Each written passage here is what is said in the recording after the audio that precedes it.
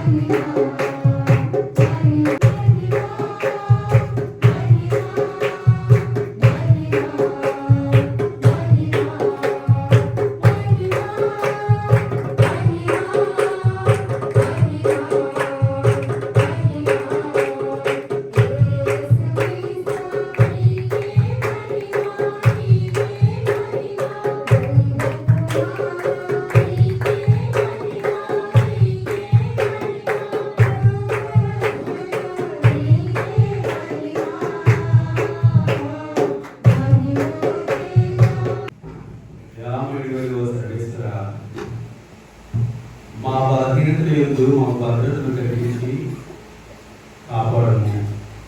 పరిశుద్ధ దేవమాతను ఆరోగ్యమాతగా స్మరించుకుంటున్న మేము ఆ తల్లి విజ్ఞాపన ప్రార్థన సహాయన మా పాపములను అధిగమింపగలనట్లు మీ కృపను మాకు దయచుకున్నాము.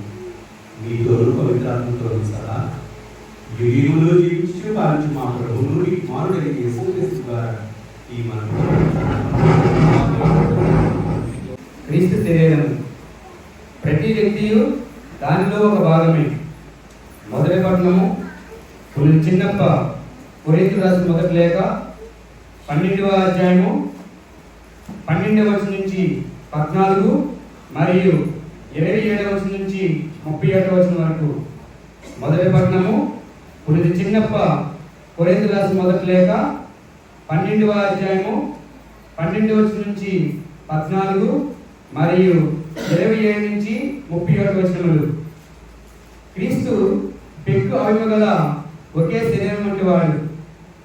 పెక్కు అంగములతో కూడినను శరీరం ఒకటియే కదా.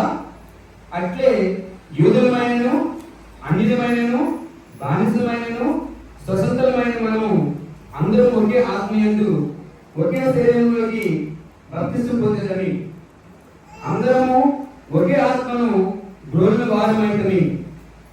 శరీరము ఒకే అవయవంతో కూడినది కాదు, అది పెక్కు అంగములతో కూడినది. కావున మీరందరూ క్రీస్తు శరీరము, ప్రతి వ్యక్తియు దానిలో ఒక భాగమే.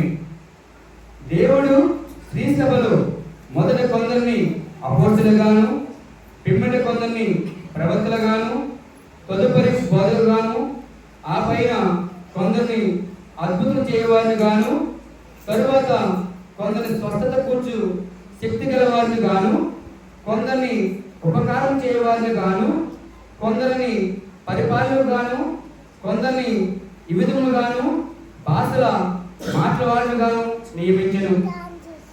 అందరూ అపోస్తుల, అందరూ ప్రవక్తల, అందరూ బోధకుల, అందరూ అద్భుతం చేయుదురా. స్వస్థపరి శక్తి అందరికీ కలదా? అందరూ వివిధము గల భాషల్లో మాట్లాడుదురు. అందరూ వారి అర్థమును తెలియజేయదు కదా. కనుక శ్రేష్టమైన వరములను ఆసక్తితో ఆపేక్షింపుడు. అన్నిటికంటే శ్రేష్టమైన మార్గమును ఒకదాన్ని నేను మీకు చూపిదను. ఇది ప్రభుని వాక్కు.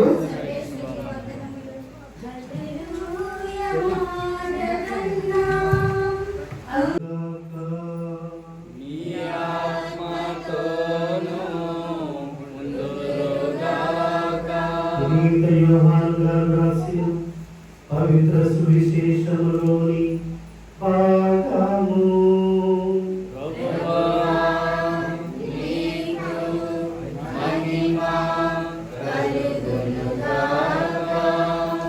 యోహాను గారు రాసిన శుభవార్త 15వ అధ్యాయము పవిత్ర వచనములు 1 నుంచి 5 వరకు.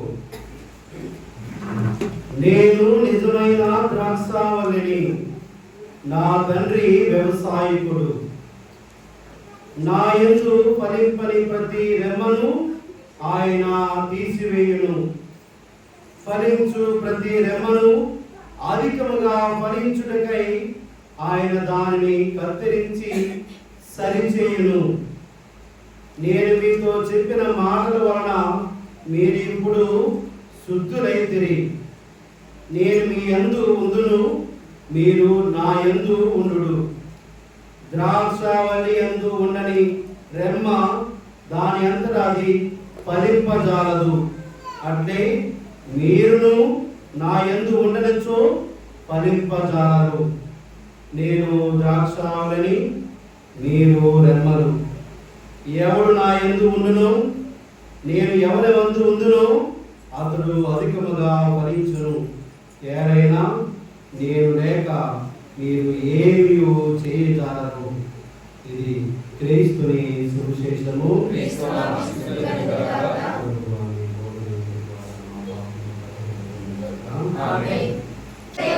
హల్లెలూయా, హల్లెలూయా, హల్లెలూయా. క్రీస్తునాథునియందు ప్రియ సోంపురారా, మీరందరూ మీ గ్రామ ఉత్సవానికి సంసిద్ధపడుతున్నారు. ఏ ఉత్సవం చేసుకుంటున్నారు? ఏ మాత? ఆరోగ్య మాత. ఈరోజు నిన్న వాక్యాలు ఏమి గుర్తున్నాయా? మొదటి పట్టణం ఇంట్లో ఉండాలి. దీనికి సంబంధం ఎవరితో ఉండాలి? సూర్యుడితో ఉండాలి, ఉష్ణోగ్రతతో ఉండాలి, తేమతో ఉండాలి, పరిసర వాతావరణ పరిస్థితులతో ఉండాలి. ఇవన్నీ ఒకటైతే దానికి సంబంధం ఎవరితో ఉండాలి? ఆ తోటమాలితో ఉండాలి. ఇలా ఈ సంబంధాన్ని నీరుతోని, ఆ యొక్క మట్టితోని, ఆ యొక్క నేలతోని, ఆ యొక్క ఉష్ణోగ్రతతోని, ఆ యొక్క తేమతోని అది అనుసంబంధం చేసుకున్నప్పుడు ఆ మొక్క చక్కనైన ఒక దృఢమైన ఆరోగ్యకరమైన ఒక మొక్కగా పెరిగి అది ఫలించగలదు, అది వృక్షం అవ్వగలదు, అది చక్కగా అభివృద్ధి అవ్వగలదు. అదే విధంగా వ్యక్తి అయిన మనకు కూడా ఆ ప్రభువుతో సంబంధం ఉండాలి, తోటి వ్యక్తులతో సంబంధం ఉండాలి, మనతో మనకు సంబంధం ఉండాలి. అప్పుడు మనము ఆరోగ్యంగా వికసిస్తాము. మనందరం కూడా అనారోగ్యపడుతున్నాం. ఆధ్యాత్మికంగా, శారీరకంగా, మానసికంగా. ఇదిగో ఈరోజు ఈ 4 దినాలు ఈ పండుగ చేసుకోవాలి. వచ్చినట్టే గుళ్ళకి వచ్చినట్టే ఏమనిపించిందంటే ఈ 9 రోజులు పూజలు పెట్టారు. మంచిదే, వెరీ గుడ్. ఈ 9 రోజులు పూజలు ఆలతో చేయించి ఆ ఉన్న డబ్బులతో ఈ గుడికి కలవేసి చక్కగా ఉంచితే ఎంత బాగుంటుంది అలా అనిపించింది. నిజంగా ఈ గుడిని చూస్తే నాకే ఏంటిది రోజు వారానికి 4 సార్లు వస్తాం యాదగిరి. నిజంగా మీ ఊరు ఒక ఉద్దేశమైన ఊరు. యువకులు ఎంత చైతన్యంతో ఉంటారు. యువకులు పెద్దలు పూజ అడగాలి, బాధ అడగాలి, నేను 2-3 సార్లు వచ్చాను. చాలా చక్కగా నిండింది. పిల్లలు ఎంత చక్కని పాటలు, ప్రార్థనలు. మన ఇంటిని శుభ్రంగా చాలా మంది ఉంచుకోవట్లేదు. అందుకే గుడిని కూడా ఉంచాలి అనే తాపన మనకు రాలేదు. గుడిని చక్కగా ఉంచితే మన ఇల్లుని ఆయన చక్కగా ఉంచుతాడు. ఆయన ఆలయం గురించి మనం ఆలోచిస్తే మన గృహాల గురించి ఆయన ఆలోచిస్తాడు. దయచేసి పనులు చాలా రోజులు ఉన్నాయి. ఎక్కడో మనకు ఖర్చు తగ్గించండి, ఏం పర్లేదు. చికెన్ పర్లేదు, అసలు సాంబార్ వంకాయ వేస్తే పర్లేదు. ఆ లేదండి పనులు బాగా చేసినట్టు అనుకుంటారు. పరిసర ప్రాంతాన్ని పరిశుద్ధ ఆలయాన్ని పరిశుద్ధంగా చక్కగా చేశారు. మంచిదే, ఏం పెద్ద అయిపోదు. 3-4 ఉంటారు పెద్దలు. ఎవరో ఒక జనం ఒక ఎంతో కొంత పెట్టి ఇదిగో ఈ పండగకి ఇది చక్కగా చేయాలి. ఆరోగ్యం మన ఉత్సవాన్ని కొనగలుగుతుంది. మన సంఘంలో ఆరోగ్యం లేకపోతే, మన సంఘంలో ఐక్యత లేకపోతే, మీరు ఐక్యంగా ఉండండి, నాలో మీ బాధలు, మీరు ద్రాక్షని మీరు నెమ్మరు, నేను లేకుండా మీరు ఏం చేయలేరు. అందరూ ఆయన ద్వారా, ఆయన మూలంగా, ఆయన ఆధారం మీద ఉన్నారన్న సంఘం. క్రీస్తు శరీరంలో భాగాలు మనందరం. మీరు ద్రాక్షవని అంటే ఆత్మలతో బంధం ఉండే బిడ్డలం. ఆ బంధాన్ని మనంగా ప్రదర్శించుకునే వారంగా ఉంటున్నామా, లేక బంధాన్ని బలపరచండి ప్రభువా అని బ్రతిమాలుకుంటూ ప్రార్థన చేస్తున్నామా? ఉత్సవాన్ని సిద్ధమవుతున్నాము. ఇదిగో ఈరోజు ప్రభు ఈ ఆలోచనలు, ఈ జ్ఞానాన్ని, ఈ పవిత్ర వార్తలు ఇచ్చారు. ఆరోగ్యంగా ఉండండి.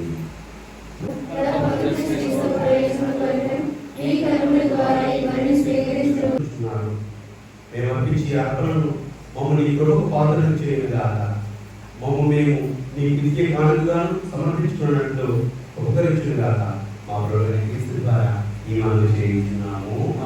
ప్రభువు మీతో ఉండేది కాక, మీ మనస్సును తమకు మన దేవుడైన ప్రభువు కృతజ్ఞత తెలుపుడు. ప్రభువైన దేవా పౌరుని సర్వశక్తునికి సర్వేశ్వర, మేము ఎల్లప్పుడూ ఇచ్చేవాడు నీ కృతజ్ఞత చెల్లించుట యుద్ధము, న్యాయము, ధర్మము, రక్షణకాయం. ఈ దినము నీ నామమును స్తుతించి సన్నిధించి మహిమపరుచుచున్నాము. ఆ మా పవిత్రాత్మకు వర ప్రభావమున నీ ఏకైక స్థితి గర్భమున మోసారు. తన కన్యత్వపు ఘనతను పోగొట్టుకోకుండా నిత్య జ్యోత్యము మా ప్రభువైన యేసుక్రీస్తును ఈ జగతికి ప్రసాదించు. క్రీస్తు ద్వారా దూరుని మహాత్ములు పౌరుచున్నారు. అధిపతులు ఆరాధించుతున్నారు. శక్తివంతులు అనుకుంటున్నారు. పరమండల మందలి బలవంతులు ఆనంద పరవశమైన భక్తుల వాళ్ళను ఏకీభవించి ఉపనులు నీ స్తుతులను పాడుతున్నారు. వారితో మా స్వరములను ఏకం చేసి నేను దీన భావంతో స్తుతించుట ఎట్లనగా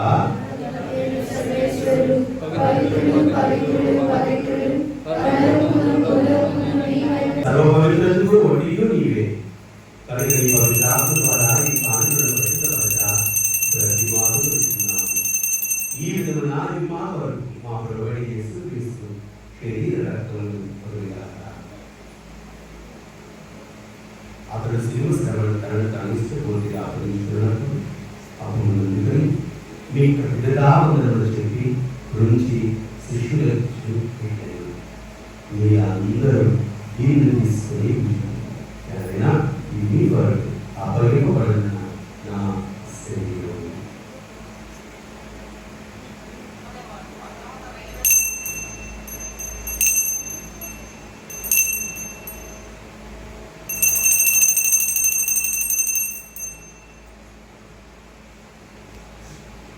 ఆ విధముగానే భోజనానంతరము పాత్రను అందుకొని మరలా కృతజ్ఞతావందనములు చెప్పి స్తుతించి శిష్యులకు చూపెట్టి అందరూ దీన్ని తీసుకొని దీని నుండి పాత్రలు చేయడం. ఎవరైనా ఈ రోజు నుంచి వందల దిగున రక్తపు పాత్రము ఇది మీ కొరకులు అనేక కొరకులు పాప పరిహారంటే ధారపడి దీన్ని నాకు ఆలోచించండి.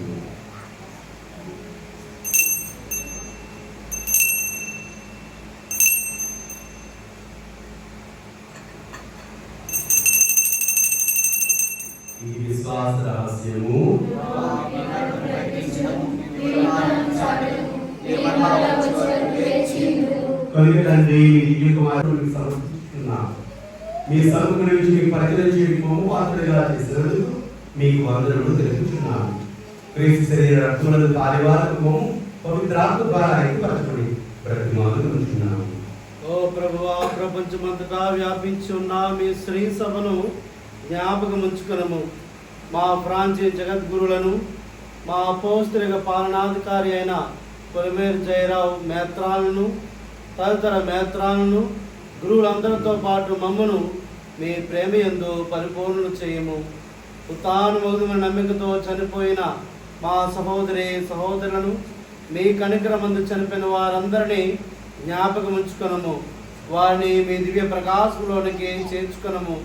మా అందరిపై దయచూపి దేవుని కన్నితలేగు పరిశుద్ధ ఆరోగ్యమాతతోను, ఆమె విరక్త భక్తి ప్రియత జోజప్ప గారితోను, ధన్యులైన అపోస్తలతోను, ఆదురుని మీకు సేవ చేసిన పుణ్యాత్ములందరితోనూ మాకు నిత్య జీవితంలో భాగమును దయచేయము. అప్పుడు వారితో కలిసి మేము మీ కుమారుడు యేసుక్రీస్తు ద్వారా మేము స్తుతించి మహిమపరచదము. క్రీస్తు ద్వారా, క్రీస్తుతో, క్రీస్తునందు సర్వశక్తుల పవిత్రాత్మ అనేకమైన మీకు యుగయుగములు గౌరవం మహిమలు కలుగునుగాక. నెరవేరును, భూలోకమందు నెరవేరును గాక. ఆనాటికి కావలసిన మాయను మాకు రేటికి ఇవ్వండి. మా యొద్ద అప్పుడైన వారిని మేము మన్నించినట్టు మా అప్పులను మీరు మన్నించండి. మమ్ము శోధనయందు ప్రవేశింపనివ్వక కీడుల నుండి రక్షించండి. ఆమేన్. ఇదిగో మీ పాపం తొలగించు ప్రభు.